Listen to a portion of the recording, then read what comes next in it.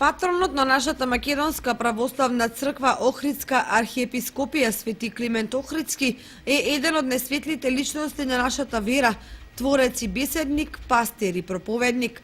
Неговиот пример, создавањето на кирилицата, представува светол пример за тоа како се сака и како се чува идентитетот на еден народ. Повеќе од 11 века Свети Климентовото слово зрачи со својата чудотворност и воедно описменува и облагородува.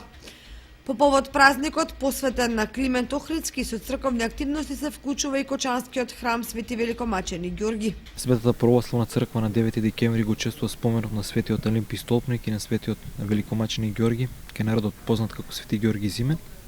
Од архивите и од она што како документ е дојдено до нас, знаеме дека на овој ден е осветен храмот овде во Кочани.